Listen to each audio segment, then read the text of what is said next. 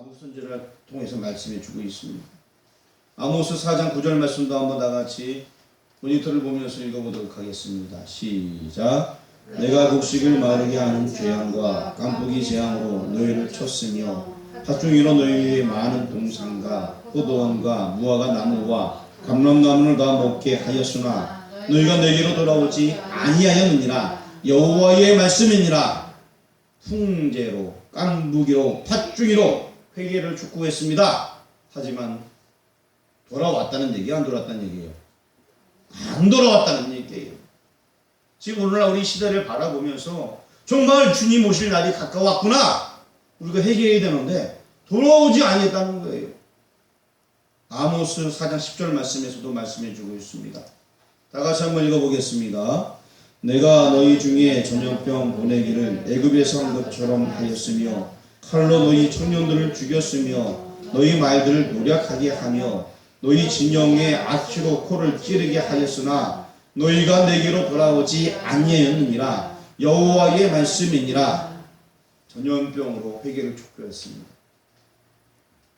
믿음의 백성이라고 스스로 자처하는 자들, 그들은 돌아오지 아니했습니다. 지금 이 시대 전염병으로 지금 혼란을 겪고 있습니다. 구약 시대에도 이런 전염병으로 말미암아 전염병 예전에 있었어요. 그들이 돌아오길 원했습니다. 그런데 사람들은 그 하나님의 모든 죄 하나님께서 내리시는 거거든요. 여러분, 코로나19 누가 내렸다고 생각합니까? 사람들이 연구하다 보니까, 중국의 학자들이 연구하다 보니까 생겼다. 결국 그거는 하나님께서 내리신 거예요. 무슨 얘기인지 아시겠어요? 우리가 돌아오라, 회개하라. 그래서 사람들은 아이 뭐 저기 뭐 딴 사람만 회개하면 되지, 나는 아니야, 나는 아니야, 그러고 있습니다. 특별히 우리나라 대형교회 성도들은 우리 교회는 열심히 봉사하니까 우리는 아니요, 우리는 아니요. 아니, 뭐가 아니에요? 지금 오늘날 우리 교회들에게 얘기하고, 나 자신에게 얘기하고 있는 것입니다.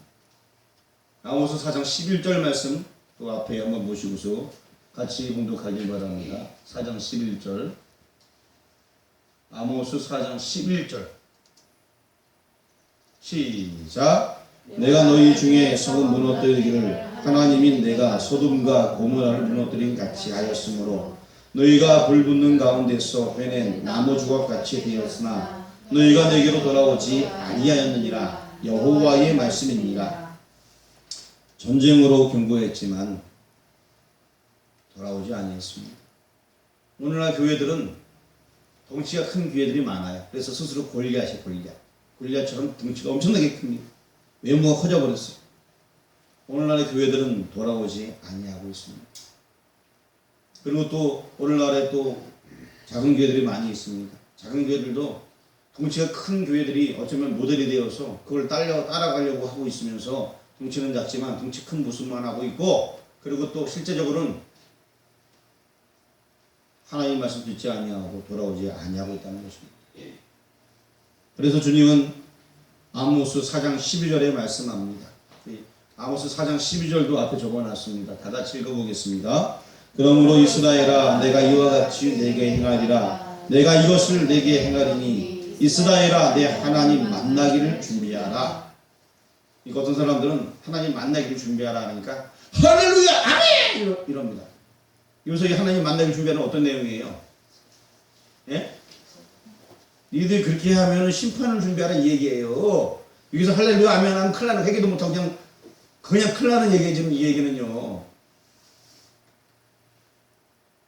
내가 신앙에서 바르게 서고 살아가고 믿음을 지키며 살아가는 그때의 주님 오시면 할렐루야 아멘이에요.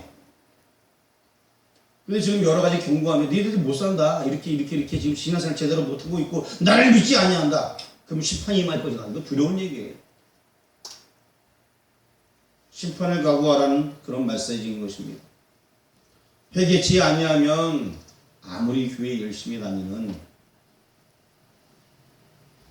최숙자 권사님이라도, 회개치 아니하면 아무리 여전도회 회장님이라도, 김정자 권사님이라도, 회개치 아니하면 아무리 안수 집사님이신 박정규 집사님, 회개치 아니하면 찬양을 잘하는 김철기 집사님이라 회개치 아니하면 아주 착하고 순수한 최기용 청년이라도 회개치 아니하면 요정도 회주 가장 나이 많은 김춘재 권사님이라도 회개치 아니하면 키가 크고 이쁘게 생기신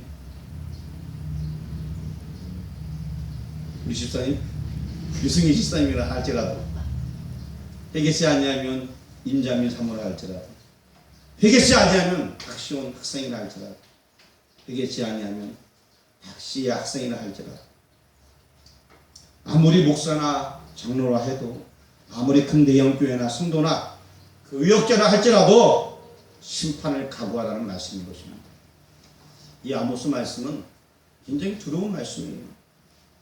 주님께서는 지금 재난당한 몇몇 사람의 죄를 위하여 예루살렘으로 올라가시는 것이 아닌 것입니다.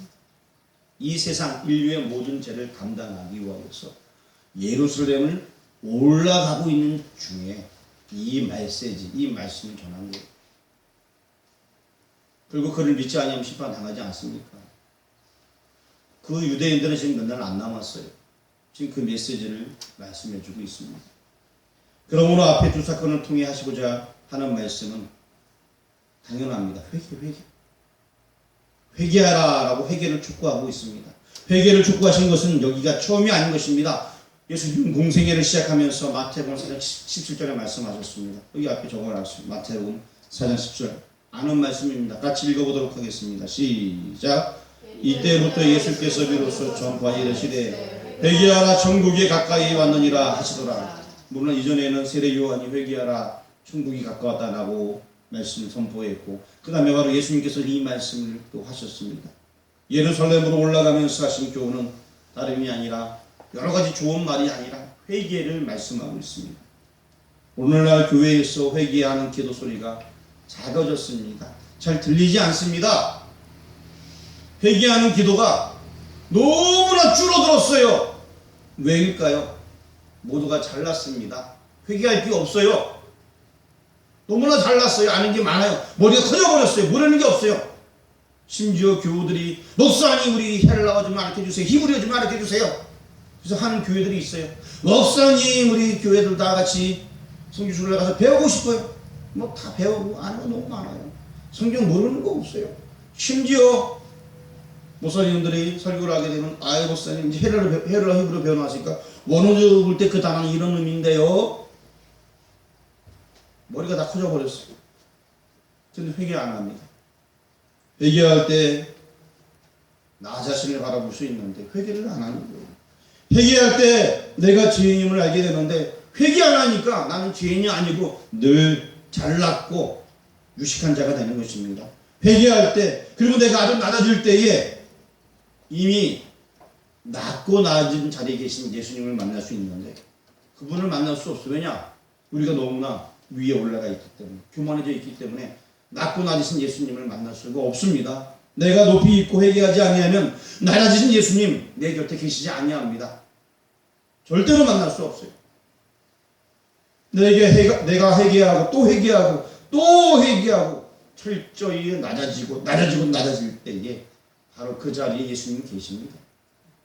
근데 낮아지지 않으니까 예수님 없는 삶을 살아가고 있어요. 교회는 다니지만 출석은 하지만 열심히 신앙생활하는 것처럼 헌금도 많이 하고 여러 가지 봉사를 다니지만 늘 교만해져 있기 때문에 예수님 못 만나는 거예요. 예수님을 윤리로만 이해했던 거예요. 행실로만 이해했던 것입니다. 그러니까 늘 교만해져 있어요. 내가 회개하고 회개하여 줘서 낮아지신 그 예수님, 이미 낮아지신 그 예수님을 만나는 여러분들이 주의 이름으로 축원합니다. 제발 우리는 오늘날의 교우들이 이 메시지를 이해했으면 좋겠습니다. 그리고 이어서 예수님께서 무화과 나무의 비유를 말씀하십니다. 6절, 본문 6절과 7절 말씀을 같이 읽어보겠습니다. 시작. 이에 비로 말씀하시되 한 사람이 포도원에 무화과 나무를 심은 곳이 있더니 와서 그 열매를 구하였으나 얻지 못한지라. 포도원 지기에게 이르되 내가 3년을 와서 이 무화과 나무에서 열매를 구하되 얻지 못하니 찍어버리라. 어찌 땅만 버리게 하겠느냐. 이 본문은 이의 비유로 이렇게 시작을 하고 있습니다.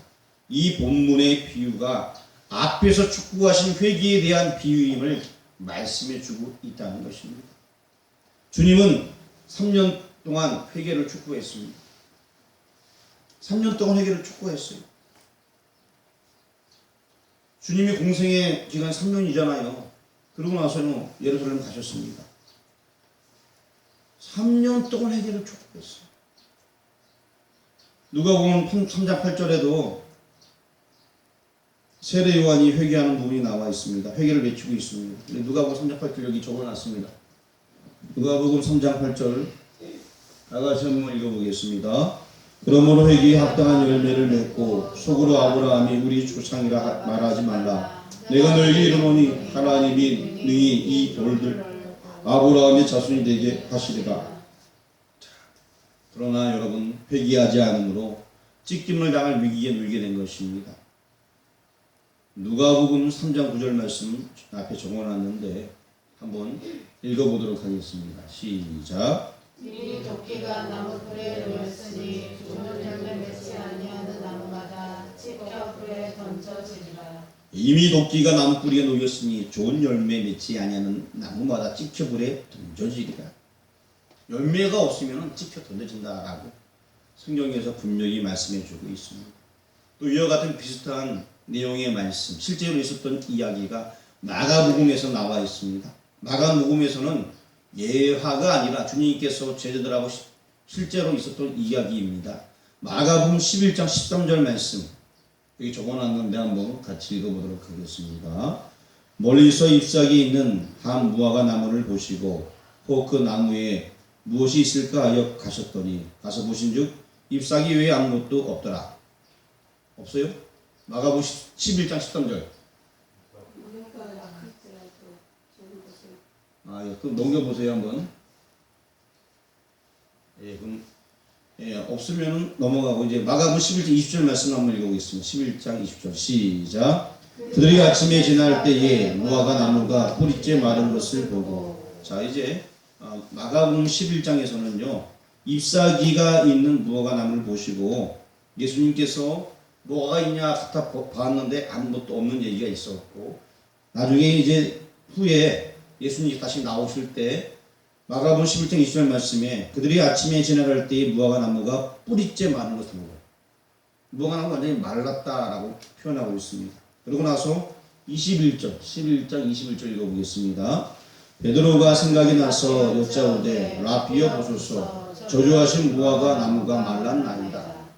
잎만 무성한 나무를 보고서 예수님께서 나무를 저주하셨고 이제 성에 들어가셨다가 다시 나오셨을 때에 나무가 말라버렸습니다. 그런 이야기가 마가복음 11장에서 기록이 되어져 있습니다.